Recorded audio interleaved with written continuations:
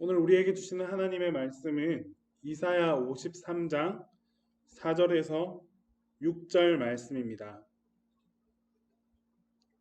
그는 실로 우리의 질고를 지고 우리의 슬픔을 당하였거늘 우리는 생각하기를 그는 징벌을 받아 하나님께 맞으며 고난을 당한다 하였노라. 그가 찔림은 우리의 허물 때문이요 그가 상함은 우리의 죄악 때문이라. 그가 징계를 받음으로 우리는 평화를 누리고 그가 채찍에 맞음으로 우리는 나음을 받았도다.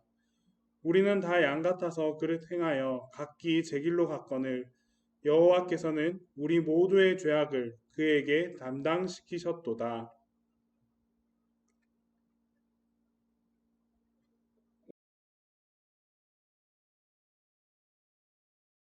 여러분들에게 고난은 어떤 의미인가요? 우리 모두가 하나님을 믿고 또 하나님을 섬기며 하나님을 따르는 주님의 자녀들이라고 얘기를 하고 있지만 그런 우리들에게도 고난은 어김없이 찾아옵니다.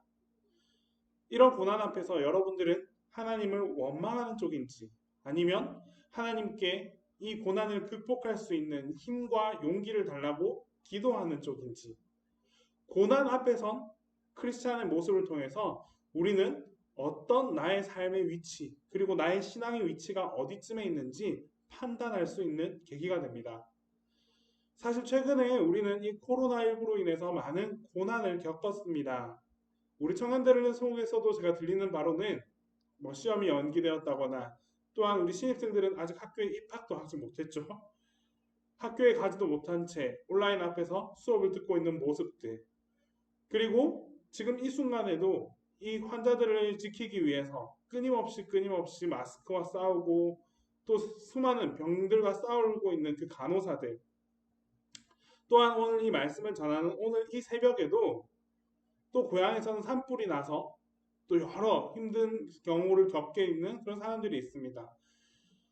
고난은 예기치 않은 순간에 우리들 앞에 펼쳐지고 또한 예상치 못한 일도 우리 앞에 펼쳐집니다. 우리 그 누구가 코로나19를 예상했겠습니까? 그 누가 코로나19를 준비했겠습니까? 그저 갑자기 찾아온 이 코로나로 인해서 우리는 수많은 어려움과 고난을 겪으며 살아가고 있습니다. 그래서 누군가는 이렇게 물을 수 있습니다. 왜 하나님, 고난의 순간에 하나님은 침묵하십니까? 왜 하나님께서는 우리 청년들에게, 이 나라에게, 온 세상에게 이 코로나를 통한 고통을 주십니까? 코로나가 이렇게 퍼져 있는데 이 순간에 하나님은 도대체 무엇을 하고 계십니까? 라고 되묻는 사람들이 있습니다. 그리고 심지어는 그런 하나님을 원망할 수도 있습니다. 당장 내 이웃이, 내 사랑하는 가족이 이 코로나를 통해서 목숨을 잃었다고 생각해 보십시오. 과연 이 하나님을 원망치 않을 사람이 누가 있겠습니까? 그런데 여러분, 이런 고난의 순간에 침묵하시는 하나님, 그 침묵 속에서 또한 여러분들에게 들려주시는 하나님의 메시지를 들을 수 있어야 합니다. 하나님이 단순히 침묵만 하고 계실까요? 아니요. 그 침묵에도 의미가 있고 그 침묵을 통해서 고난을 이겨낼 수 있는 비밀이 숨겨져 있다는 사실을 잊지 말아야 합니다. 우리가 아무리 큰 고난을 지었다 하지만 우리가 아무리 힘들고 어려운 일을 겪는다고 하지만 우리의 고난이 하물며 예수 그리스도의 고난보다 뛰어날 수 있겠습니까?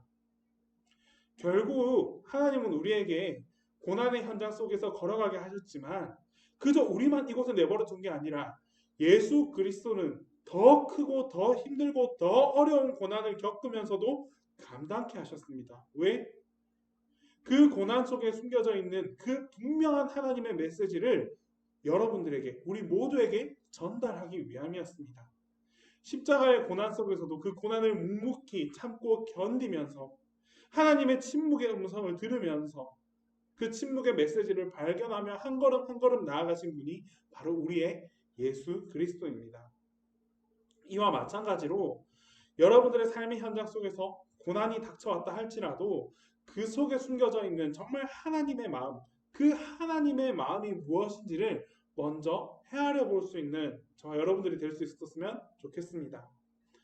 고난에 대해서 살펴볼 텐데 먼저 첫 번째 고난은 믿음의 회복을 위한 것입니다. 여러분들의 잘 알고 있는 이 신명기서는 큰 성경 속에 있는 한 가지의 철학을 가지고 있는 책이다라고 할 수 있습니다. 신명기의 핵심 주제가 있습니다. 그게 무엇이냐? 하나님을 잘 믿으면 하나님의 축복을 받고 하나님의 말씀에 불순종하면 죄로 인하여 심판받는다, 벌 받는다. 이 한 문장이 바로 신명기서의 핵심입니다. 그리고 이 한 문장은 신명기의 핵심이기도 하지만 성경 전체의 핵심이기도 합니다. 하나님의 말씀에 순종하는 자는 축복을 누리고 하나님의 말씀에 불순종하는 자는 심판을 받게 된다는 것. 이게 신명기의 핵심입니다. 그런데 실제로 성경 속에는 수많은 불순종의 이야기들이 참으로 많이 나타납니다. 노아의 방주 사건도 물론이었고요. 또 이집트에서 400년 동안 노예 생활을 했던 이스라엘 백성들의 모습도 그러했습니다. 또 바벨론 포로가 되어서 끊임없이 남의 나라에서 노예 생활을 하고 겪었던 그 이스라엘 민족들도 다 마찬가지였습니다. 이들이 왜 이런 일을 겪어야만 했습니까? 이들이 왜 이렇게 어렵고 힘든 삶을 살아야만 했습니까? 모두가 다 하나님의 자녀들이고 하나님의 백성들이었습니다. 그럼에도 불구하고 이들 앞에 이런 어려움과 고난이 찾아왔던 이유는 딱 한 가지입니다. 바로 하나님의 말씀에 불순종했기 때문이죠. 주님의 말씀을 그 뜻대로 살아가지 아니하고 하나님보다 내가 더 높이 있고 하나님의 말씀보다 나의 의지, 나의 생각을 더 따라서 살았기 때문에 하나님은 그런 이들에게 고난을 선포할 수밖에 없었습니다. 그러나 여기서 명심해야 할 것은 이 고난의 핵심은 하나님의 심판이기도 하지만 그 안에는 반드시 회복시키고자 하는 하나님의 사랑이 담겨져 있다는 사실을 잊지 말아야 합니다. 불순종은 여러분 죄임에 틀림이 없습니다. 불순종은 죄임에 틀림없습니다. 하지만 이 죄로 인해서 심판하시고 죄로 인해서 벌만 주느냐? 그렇지 않죠. 결국 이 심판도 이 고난도 모두 다 그 안에는 하나님의 사랑이 함께 담겨져 있다는 사실을 우리 모두는 기억하고 나가야 할 것입니다. 하나님의 사랑이 있기 때문에 이들을 결국에는 돌이켜 주셨고 그 험난하고 힘든 그 고난의 현장 속에서 손을 잡고 꺼집어내 주신 분도 결국 하나님이셨습니다. 하나님은 고난을 통해서 우리 모두를 회복시키길 원합니다. 죄로 향해 걸어가고 있는 우리 모두를 돌이킬 수 있도록 다시 하나님의 품으로 회복시킬 수 있도록 그렇게 하기 위해 가장 힘쓰시고 노력하시는 분이 바로 우리의 하나님이십니다. 이를 위한 도구로 고난을 사용했다는 사실을 잊지 않길 바랍니다. 어느 순간부터 이런 말들이 많이 있었습니다.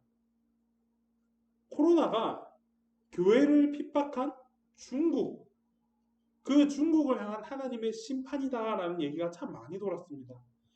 그저 사람들의 이야기가 아니라 대형 교회 목사님들도 설교단에서 이 말을 선포했습니다. 잘 생각해 보십시오. 여러분, 코로나가 하나님께서 주시는 고난이라고 생각하는 것은 이견이 없습니다. 하지만 그 고난이 원인이 교회를 핍박한 중국, 그 한 대상을 심판하기 위한 하나님의 역할이었을까요? 아니요. 결국에는 이렇게 되면 중국을 정죄할 수밖에 없고 중국 사람들을 핍박하고 비난할 수밖에 없습니다. 하나님께서 이런 일들을 왜 만드셨을까요? 분명히 하나님은 그 뜻 안에 숨겨진 메시지가 있는데 중국을 심판하기 위해서 코로나를 만들었다? 아니요. 절대 아닙니다. 대신에 이렇게 생각할 수 있습니다. 코로나를 통해서 우리는 회개할 수 있는 계기가 될 수 있다는 거죠. 코로나를 겪으면서 우리 모두가 하나님 앞에 작아질 수 있고 하나님 이 천지 만물을 우리가 도저히 인간으로서는 극복할 수 없고 이겨낼 수 없다는 것을 통하여서 다시 한번 우리의 그 낮아짐을 경험할 수 있게 해주시는 거죠. 정말 하나님의 백성, 하나님의 그리스도인들이라면 중국을 향한 심판이라고 말하는 것이 아니라 어떻게? 진짜 내가 회개해야 할 때구나. 하나님 앞에 내가 회개하고 나아가야 할 때구나 라고 생각할 수 있어야 합니다. 그 회개하는 자만이 그렇게 진정으로 자기의 자신의 삶과 그 신앙을 돌아볼 수 있는 사람만이 이 코로나에 숨겨져 있는 하나님의 섭리를 깨닫고 또 그를 극복해서 이겨낼 수 있는 하나님의 그 구원의 능력, 그 사랑을 경험할 수 있게 될 것입니다. 하나님의 회복하심은 고난을 도구로 삼으셨습니다. 고난을 통하여서 우리를 회복하기 위함이라는 사실을 명심하길 바랍니다. 두 번째 고난은 우리의 믿음을 한 단계 더 성장하게 하는 것이 바로 고난입니다. 출애굽에서 수많은 사람들이 하나님의 기적을 경험했습니다. 직접 눈으로 목도했고 귀로 들었고 자신의 발걸음으로 이 홍해 바다를 건너갔습니다. 그런데 이렇게 하나님의 은혜를 경험하고 하나님의 체험했지만 이 사람들이 하나님의 뜻을 따라 끝까지 순종하며 나아갔을까요? 아니요. 그 와중에도 이들은 자기의 당장 삶의 앞에 있는 그 고난을 마주하면서 하나님을 원망하고 하나님을 비난했습니다. 그래서 하나님은 이들에게 어쩔 수 없이 광야의 삶을 만들 수밖에 없었습니다.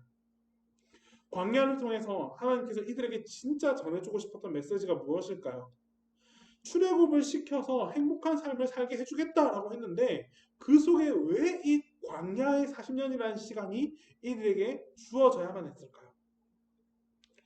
이 고난은, 이 광야에서의 고난은 하나님의 믿음을 더욱더 성장하기 위한 단계의 시간이다라고 말할 수 있습니다.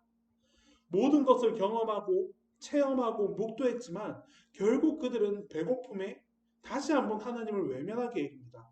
때문에 하나님은 이런 사람들에게 진짜 믿음, 참 믿음이 무엇인지 훈련할 수 있는 시간이 필요했다라고 판단하셨던 겁니다. 우리의 삶도 마찬가지죠.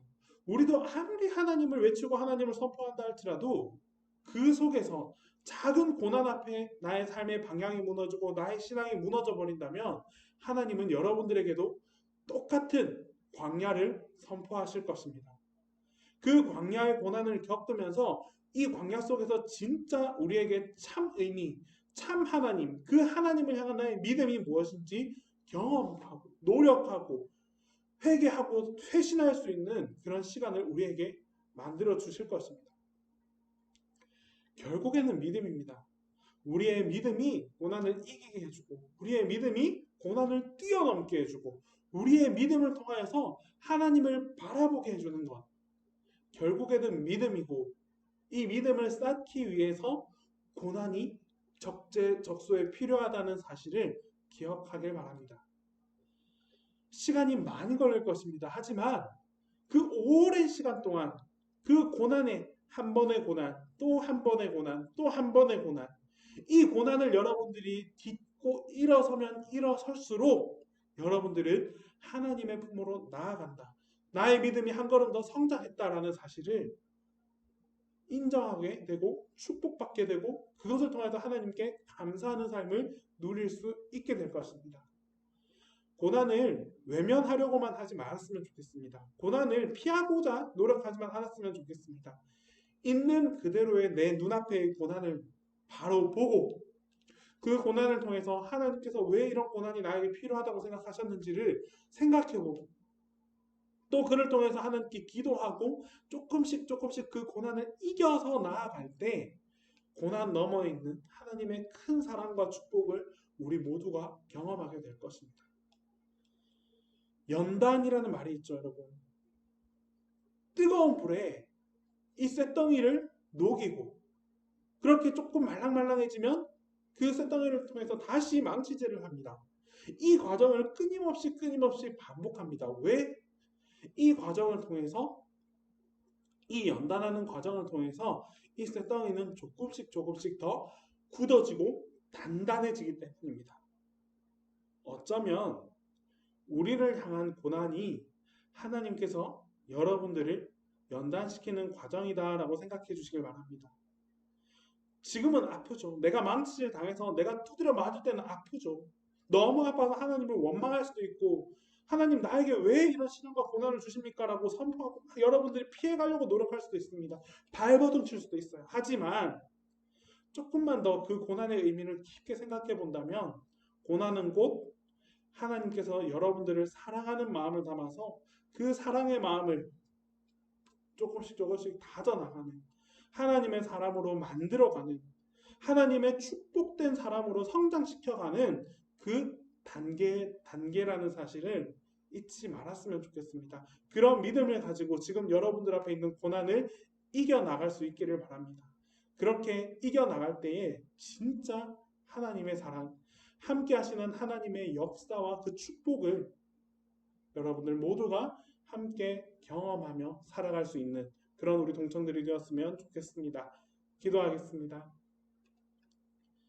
사랑 많으신 하나님 아버지, 우리 청년들에게 고난을 선포하실 때마다 하나님, 우리 청년들은 그 고난 속에 있는 하나님의 참 의미를 깨달을 수 있는, 체득할 수 있는 우리 청년들이 되게 하여 주시옵소서. 마냥 고난을 피하고 회피하는 것이 아니라 그 고난 현장 속에서 하나님을 더 바라보고 하나님께 더 의지하는 청년들이 되게 하여 주시옵시고, 하나님은 그런 청년들의 기도를 들으사 응답하여 주시고 축복하여 주셔서 고난을 통해 하나님께 한 걸음 더 나아갈 수 있는 그런 삶을 살게 하여 주시옵소서. 예수님의 이름으로 기도드립니다.